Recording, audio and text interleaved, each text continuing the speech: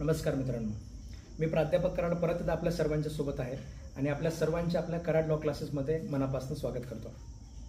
तर मित्रांनो, आपल्या JMFC जी 18 नोव्हेंबरला जी पूर्व परीक्षा झाली होती याचा निकाल लागलेला आहे। 76.25 ला त्याच्यामध्ये त्याचं मेरिट लागलं। तर आता ह्या मेरिटवर त्याच्यामध्ये बऱ्याच लोकांचे मला सारखे फोन येतात, बऱ्याच विद्यार्थ्यांचे फोन येत आहेत, सर मी पास झालो। बऱ्याच लोकांचे असे फोन येत आहेत की सर 0.50 वर राहिलं, 0.25 वर राहिलं। म्हणजे दोन्ही प्रकारच्या विद्यार्थ्यांचे त्याच्यामध्ये मला फोन येत आहेत। तर या दोन्ही प्रकारच्या विद्यार्थ्यांसाठी माझ्याकडनं सुद्धा एक मेसेज जाणं गरजेचं असतं। प्रत्येक रिझल्ट नंतर मी एक मेसेज देत असतो विद्यार्थ्यांना। तो मेसेज तुम्हाला तुमच्यापर्यंत आता खरं उद्या ऑफिसमधनं बनवण्यापेक्षा त्या विद्यार्थ्यांच्या पण त्याच्यामध्ये मनामध्ये बऱ्याच गोष्टी असतात, कोणीतरी त्यांच्याशी बोलणं गरजेचं असतं। त्यामुळे मी घरूनच त्याच्यामध्ये हा व्हिडिओ बनवत आहे। तर मित्रांनो, 76.25 मी 80 पर्यंत सांगितलं होतं। म्हणजे अपेक्षेपेक्षा त्याच्यामध्ये अपेक्षा तर आपली 80 पर्यंत जाईल इथपर्यंत होती, पण ते त्याच्यापेक्षा त्याच्यामध्ये अजून कमी 3.5 मार्क, जवळपास 3.5 पावणे 3 म्हणजे पावणे 4 मार्क त्याच्यामध्ये कमी आलेला आहे रिझल्ट। ठीक आहे, म्हणजे गरजे आपल्याला जेवढं वाटलं होतं त्याच्यापेक्षा अजून जास्त विद्यार्थी त्याच्यामध्ये एलिजिबल झालेले आहेत। ठीक आहे, चांगली गोष्ट आहे। पण एक गोष्ट मला तुम्हाला या निमित्ताने नेहमी सांगायची आहे, आता जे आपले नवीन जे आपण JMFC पूर्व परीक्षेचे बॅचेस चालू केलेले आहेत, ह्या विद्यार्थ्यांनी सुद्धा हा व्हिडिओ शेवटपर्यंत ऐका, तुमच्यासाठी सुद्धा खूप महत्त्वाचा आहे। ठीक आहे, आता जवळपास आपले 400+ ॲडमिशन झालेले आहेत नवीन पुढच्या 2024च्या बॅचसाठी। ह्या सगळ्या विद्यार्थ्यांसाठी सुद्धा त्याच्यामध्ये हा व्हिडिओ खूप महत्त्वाचा आहे। फक्त जे 2023ला म्हणजे जे 2023ची एक्झाम ज्यांनी दिली होती, जे पास किंवा फेल झाले त्यांच्यासाठीच नाही, तर ओव्हरऑल सगळे लोक जे JMFCची तयारी करत आहेत ह्या सर्वांसाठी त्याच्यामध्ये मी काही महत्त्वाच्या गोष्टी सांगणार आहे। आपल्याला तयारी करत असताना मध्ये मध्ये अशा प्रकारच्या मोटिवेशनची सुद्धा गरज असते। तर मित्रांनो, मी रेग्युलर तुम्हाला क्लासमध्ये आपलं 2-4 दिवसांना एकदा तुम्हाला सांगत असतो की एक एक मार्क 0.25 एक चूक आपल्यासाठी खूप महत्त्वाची असते। आता त्या विद्यार्थ्यांचे तसे तुम्हाला स्क्रीनशॉट मी दाखवू शकत नाही, पण अक्षरशः म्हणजे जे विद्यार्थ्यांचे मेसेजेस येत असतात की सर 0.50 वर राहिलं, 0.25 वर राहिलं, म्हणजे त्यांचं दुःख खूप मोठं आहे। ठीक आहे, हे दुःख जर आपल्याला नशिबाला यायचं नसेल तर आपल्याला सगळ्यांना त्याच्यामध्ये तयारी करत असताना खूप चांगल्या पद्धतीने तयारी करणं गरजेचं आहे। ठीक आहे, एक मार्क एक चूक किती महागात पडते हे त्या विद्यार्थ्यांना आपण विचारलं पाहिजे। आता 2024ची तर ॲडव्हर्टाइजमेंट येणारच आहे, पण त्या ॲडव्हर्टाइजमेंटची वाट बघायची त्याच्यामध्ये वेळ सगळ्या ह्या विद्यार्थ्यांवर येत असते, मागचं जे त्याच्यामध्ये असं काहीतरी मेरिट वगैरे राहिलेलं असेल तर। ठीक आहे, तर सांगायचं तात्पर्य एकच आहे की तुम्ही जे नवीन विद्यार्थ्यांसाठी सांगतोय, जे 2024ची तयारी करत आहेत, तर कुठलंच जे गोष्ट आहे मी तुम्हाला जे आपण सांगितलं की बॅचमध्ये आपण सगळे लेक्चर आपण चांगले कन्सेप्च्युअल क्लॅरिटी आपल्याला करून घ्यायला पाहिजे, ती प्रत्येक गोष्ट करून घ्या। एकही लेक्चर क्लासचं कधीच मिस करू नका। आपल्याला वाटतं की मी हे वाचलंय, मी ते वाचलंय, असं माझं तयारी आहे। ठीक आहे, पण त्याच्या व्यतिरिक्त सुद्धा बऱ्याच गोष्टी येत असतात ज्या लेक्चरमध्येच क्लिअर होत असतात। ठीक आहे, आणि प्रत्येक नवीन लेक्चर सुद्धा तुम्ही त्याच्यामध्ये मिस करू नका। ठीक आहे, एका लेक्चरमधलं एखाद्या प्रश्नाचं जर समजा तुमचं गेलेलं असेल, तुम्ही ते ऐकलेलं नसेल एखाद्या दिवशी, त्याच्यातला 1 मार्क गेलेला असेल आणि त्याच्यामुळे आपला रिझल्ट हरलेला असेल तर ते भयंकर वाईट आहे। ठीक आहे, त्याच्यापेक्षा चांगल्या पद्धतीने तयारी करा। दुसरी गोष्ट, जे लोक आता या परीक्षेमध्ये अगोदर त्यांच्यासाठी आपण बोलू, जे लोक 0.25 मार्कांनी राहिले, 0.50 मार्कांनी राहिले, 1 मार्क, 2 मार्क, 3 मार्कांनी राहिले, अशा सर्व विद्यार्थ्यांसाठी सुद्धा मी सांगेल। ठीक आहे, की जे प्रयत्न समजा तुम्ही त्याच्यामध्ये करायला पाहिजे होते ते तुम्ही केलेले आहेत। काहीतरी चुका आपल्याकडनं झाल्या असतील, समजा MCQ सॉल्विंग प्रॅक्टिसमध्ये कुठेतरी कमी पडला असेल, लेक्चर समजा काहीतरी कुठेतरी ऐकण्यामध्ये समजा आपलं काहीतरी मिस झालं असेल, किंवा बरेच तुमच्यातले असे असतील ज्यांनी अजून क्लास जॉईन केलेले नाहीत, यूट्यूबवर आपण टाकतो आता हे। ठीक आहे, क्लास जॉईन केलेलं नाही आहे, त्याच्यामुळे समजा कन्सेप्च्युअल क्लॅरिटी समजा अजून आलेली नाही आहे, किंवा तुम्ही बाकीचं वेळ देऊन समजा तयारी चांगल्या पद्धतीने केलेली नाही आहे, अशा प्रकारचे सुद्धा बरेच विद्यार्थी असतील। तर ज्या ज्या चुका आपल्या स्वतःच्या झालेल्या आहेत त्याचं इव्हॅल्युएशन करा। ठीक आहे, रडत बसणे हा पर्याय कधीही नसतो। ठीक आहे, किंवा हार मानणे हा सुद्धा कधीही पर्याय नसतो। आपल्याला जर आपल्यासाठी ही पोस्ट महत्त्वाची आहे तर आपल्याला त्याच्यामध्ये प्रयत्न करणं हा एकच पर्याय असतो। ठीक आहे, हार मानणे हा कधीही पर्याय नसतो। हार मानणे म्हणजे त्याच्यामध्ये त्याला तो अवलंबायची गरज नाही। ठीक आहे, काही न करणे म्हणजे सुद्धा हार मानणेच असतं। त्याच्यामुळे हार मानणे किंवा घाबरून जाणे किंवा रडत बसणे, घरच्यांसमोर रडत बसणे, कुणावर तरी ब्लेम टाकणे की तुम्ही मला सपोर्ट केला नाही, तुम्ही हे केलं नाही, तुम्ही ते केलं नाही, असे प्रकार करणे। ठीक आहे, कोर्ट प्रॅक्टिसमुळे असं काहीतरी झालं म्हणून म्हणत बसणे। ठीक आहे, कुठलेच कारण सांगत बसण्याचा अर्थ नाही आहे। ठीक आहे, तुम्हाला कुणीही बरेच लोक कारणं वगैरे विचारतील, त्या सगळ्या लोकांना सरळ सरळ इग्नोर करा। ठीक आहे, कारणं सांगत बसणे, आपलं रडगाणं त्याच्यामध्ये सांगितल्याने काही वेगळा फायदा होत नसतो। आपल्याला त्याच्यामध्ये पुढची जी लढाई आहे ती आपल्याला स्वतःला आपल्या हिमतीवरच करायची आहे। त्याच्यामुळे घाबरून जाऊ नका। ठीक आहे, त्याच्यामध्ये रडत बसू नका आणि सरळ सरळ त्याच्यामध्ये खंबीरपणे आपली पुढची जी त्याच्यामध्ये परीक्षा येणार आहे त्या पुढच्या परीक्षेसाठी तुम्ही तयारीला लागून जा। ठीक आहे. 2024ची सुद्धा त्याच्यामध्ये ॲडव्हर्टाइजमेंट थोडी डिले होईल. ठीक आहे, थोडं डिले होईल पण त्याच्यामध्ये ॲडव्हर्टाइजमेंट येणार आहे. ठीक आहे, एवढं कंटेंट पिटिशन चालू आहे, एवढ्या जास्त जागा त्याच्यामध्ये सँक्शन वगैरे त्या लोकांनी केलेले आहेत. सगळं काही असताना त्याच्यामध्ये जाहिरात तर येणार आहे, थोडंसं पुढे जाईल. त्याच्यामुळे घाबरून वगैरे अजिबात जायचं नाही आहे. तुम्ही एवढ्या मार्कापर्यंत आलेला आहात म्हणजे तुम्ही प्रिपरेशनच्या एकदम जवळ आहात. ठीक आहे, चांगली तयारी आहे असं तुम्ही त्याच्यामध्ये समजा. प्रत्येक गोष्टीला त्याच्यामध्ये ज्या म्हणजे आपलं जे अपयश असतं, जे आपल्याला अनुभव म्हणून त्याच्याकडे तुम्ही बघा. या अनुभवातनं आपल्या काय काय चुका झालेल्या आहेत त्या चुका पुढच्या वेळी आपल्या व्हायला नको. ठीक आहे, सगळ्या विषयांची चांगली कन्सेप्च्युअल क्लॅरिटी परत एकदा करून घेणे, परत एकदा सगळ्या विषयांचं रिव्हिजन करून घेणे. मी असे बरेच विद्यार्थी बघितलेत इंटरव्ह्यूपर्यंत जातात, पण ज्यावेळेस पुढच्या एक्झामची तयारी चांगल्या पद्धतीने त्यांची होत नाही तर त्यावेळेस ती पुढची पूर्वपरीक्षा सुद्धा पास होत नाही. त्यामुळे तुम्ही लोकांनी जर तुमच्या अभ्यासामधली कन्सिस्टन्सी सोडून दिली, ठीक आहे, तुम्ही जर तुमच्या अभ्यासामधलं सातत्य तुम्ही सोडून दिलं तर अशा वेळेस तुम्ही पुढची 2024ची प्रिलिम सुद्धा पास होणार नाही. ठीक आहे, त्याच्यामुळे घाबरून जाणे, खचून जाणे, ठीक आहे, टेन्शन घेणे अशा प्रकारचा कुठलाही मार्ग तुम्ही त्याच्यामध्ये अवलंबायचा नाही आहे, कारण तो मार्गच नसतो. ठीक आहे, काही न करणे म्हणजे घाबरून जाणे किंवा हारून जाण्यासारखं असतं. तुम्हाला काहीतरी करायचं आहे, अजूनही आपल्याला त्याच्यामध्ये आपण आपली जिद्द हरवलेली नाही आहे, अशा पद्धतीने तुम्ही त्याच्यामध्ये प्रत्येकाने प्रयत्न करा. ठीक आहे, तर 2 शब्द मी तुम्हाला तसं सांगण्याचा प्रयत्न केला. अजून कुणाला जर समजा जास्त खचून म्हणजे भीती म्हणजे वाटत असेल किंवा अजून थोडंसं खचून गेल्यासारखं होत असेल तुम्ही मला फोनही करू शकता. मी तुमच्याशी पर्सनली तसं त्याच्यामध्ये बोलेन. दुसरे आता काही विद्यार्थी असे आहेत जे आता पास झालेले आहेत. ठीक आहे, तर त्या विद्यार्थ्यांनी सुद्धा त्याच्यामध्ये आता काही सगळं काही मिळालं असं अजिबात नका करू.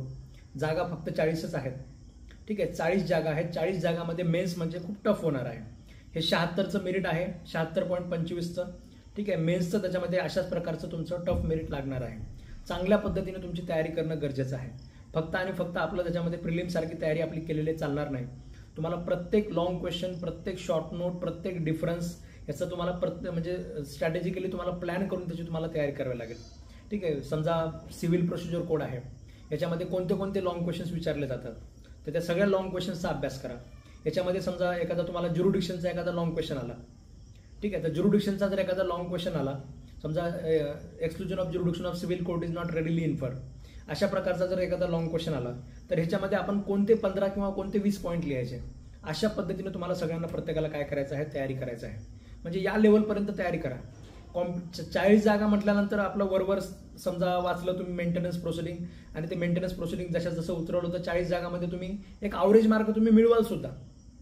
पण ॲव्हरेज मार्कावर त्याच्यामध्ये आता कुणीही या 40 जागामध्ये मेन्स एक्झामिनेशन क्वालिफाय होणार नाही. ठीक आहे, याची आपल्याला सगळ्यांना जाणीव असली पाहिजे. त्यामुळे सिव्हिल प्रोसिजर कोड असू द्या, CRPC असू द्या, IPC असू द्या, एव्हिडन्स असू द्या, ठीक आहे, स्पेसिफिक रिलीफ ऍक्ट असू द्या, कुठलाही प्रकारचा प्रश्न असू द्या, कुठल्याही प्रकारच्या प्रश्नामध्ये तुम्हाला जेवढं जास्तीत जास्त त्याच्यामध्ये तयारी करता येते.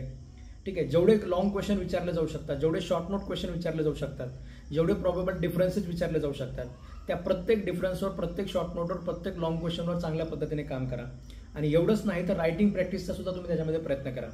ठीक आहे, आता तुमच्यापैकी जे लोक म्हणजे बऱ्यापैकी लोक तुमच्याकडे ऑलरेडी आता 9 सप्टेंबरच्या एक्झाममुळे बऱ्यापैकी लोकांनी मेन्स बॅच ऑलरेडी जॉईन केलेली आहे.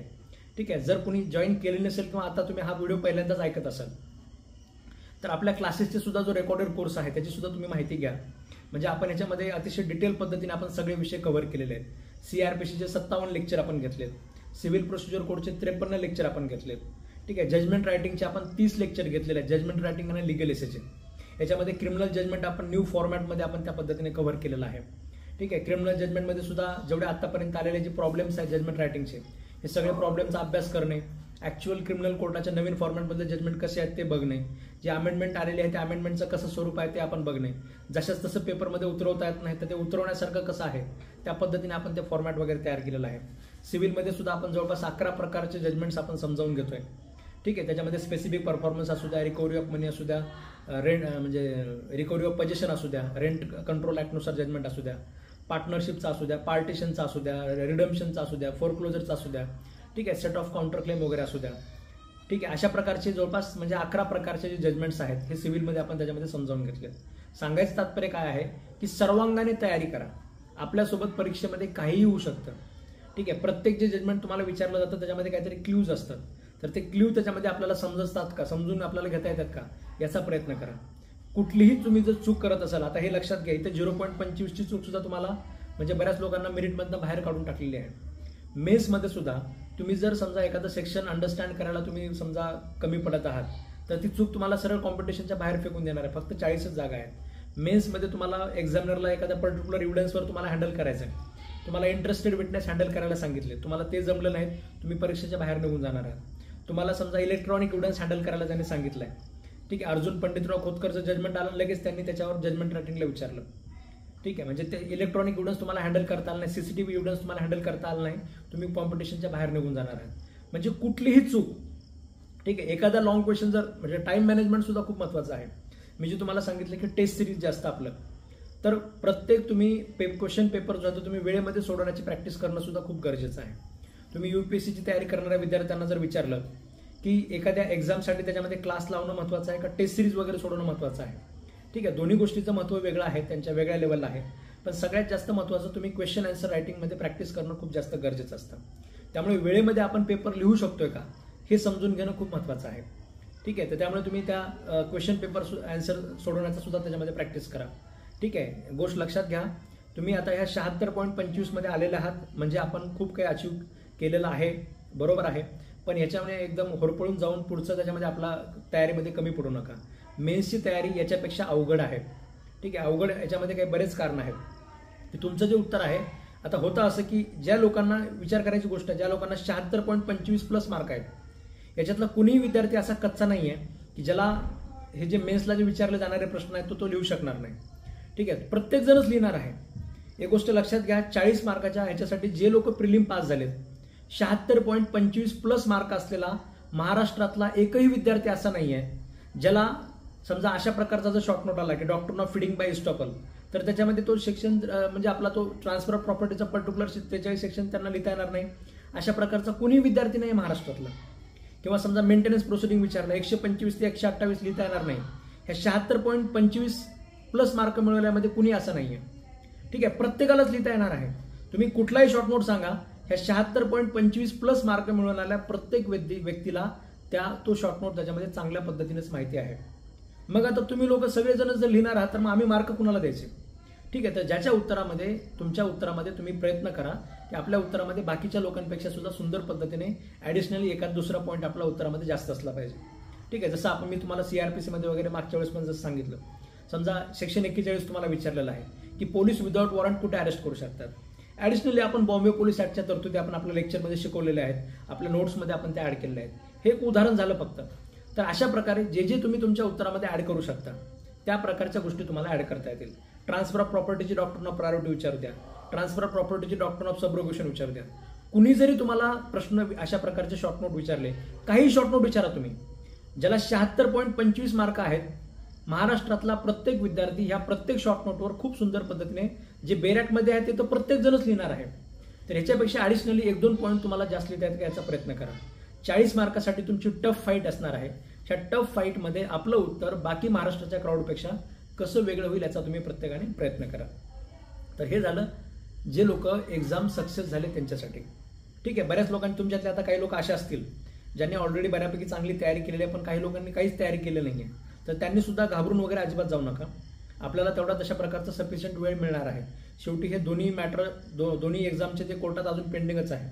मग कोर्टात ते सॉल्व्ह होणार, त्याच्यानंतर मेन्सचं नोटिफिकेशन येणार, मेन्सचं नोटिफिकेशन आल्यानंतर मग त्याच्यामध्ये अजून तुम्हाला 30-33 दिवसांचा वेळ मिळणार, कमीत कमी 33 दिवसांचा तरी वेळ मिळेल.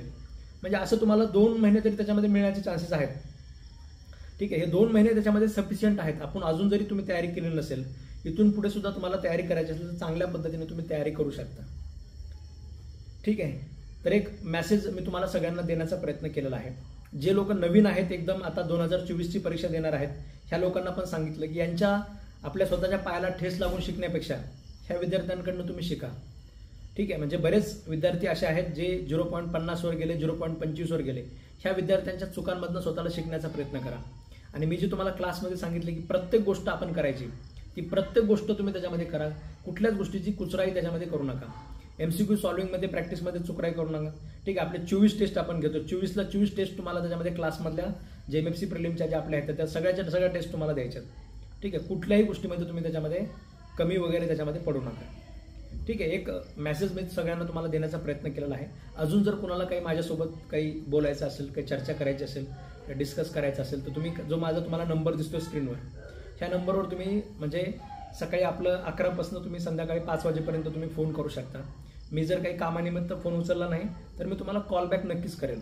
ठीक आहे. तुम्हाला मेन्सच्या आपल्या कोर्सबद्दल जरी माहिती पाहिजे असेल तरी तुम्ही कॉल करू शकता. तसं मी काल संध्याकाळी मी मेसेज टाकला होता. मी काल संध्याकाळीच तशी आम्हाला थोडीफार आयडिया असते. एक्झॅक्ट त्याच्यामध्ये 7 वाजून जवळपास मी 24 मिनिटाच्या आसपास वगैरे मी आपलं स्टेटस ठेवलं होतं. त्याच्यामध्ये नवीन कोर्स आपण लॉन्च केला होता, मेन्स रेकॉर्डेड कोर्स म्हणून पोस्टर मी पाठवलं होतं.